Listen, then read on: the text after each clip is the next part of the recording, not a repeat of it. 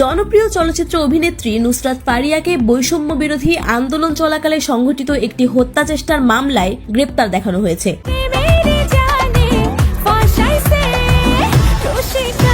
সংশ্লিষ্ট সূত্রে জানা যায়, ফারিয়ার বিরুদ্ধে চলমান মামলায় হত্যা চেষ্টায় প্রত্যক্ষ বা পরোক্ষ সম্পৃক্ততার অভিযোগ রয়েছে। ঘটনার পরদিন সোমবার তাকে ঢাকার চিফ মেট্রোপলিটন ম্যাজিস্ট্রেট আদালতে হাজির করে 3 দিনের রিমান্ড চায় পুলিশ।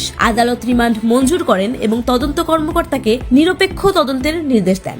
প্রত্যেকটা মেয়ের মধ্যে একটা করে হাসিনা রয়েছে। ইয়াং হাসিনা আমাদের 8-10টা মেয়ের মতো। নুসরাত ফারিয়ার আইনজীবীরা আদালতে দাবি করেন, এই মামলাটি সম্পূর্ণরূপে ভিত্তিহীন ও উদ্দেশ্য প্রণোদিত। তারা বলেন, আমার মক্কেল একজন সম্মানিত শিল্পী, এই মামলায় তার কোনো সম্পৃক্ততা নেই। তিনি বরং ষড়যন্ত্রের শিকার।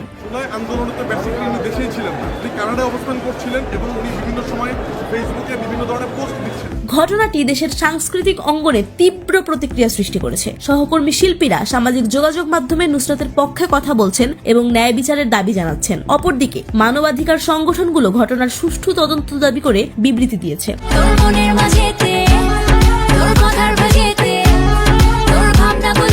ডিবি কর্মকর্তারা জানান, মামলার তদন্ত এখনো প্রাথমিক পর্যায়ে রয়েছে। সব তথ্য যাচাই বাছাই করে তারা আইন অনুযায়ী ব্যবস্থা নেবেন। তদন্ত চলাকালীন এ বিষয়ে মন্তব্য করা থেকে বিরত থাকলেও তারা বলেন, উল্লেখযোগ্য কিছু তথ্য তাদের হাতে এসেছে। এরকম আরো আপডেট পেতে আমাদের এই ছোট্ট চ্যানেলটি সাবস্ক্রাইব করে সঙ্গেই থাকুন।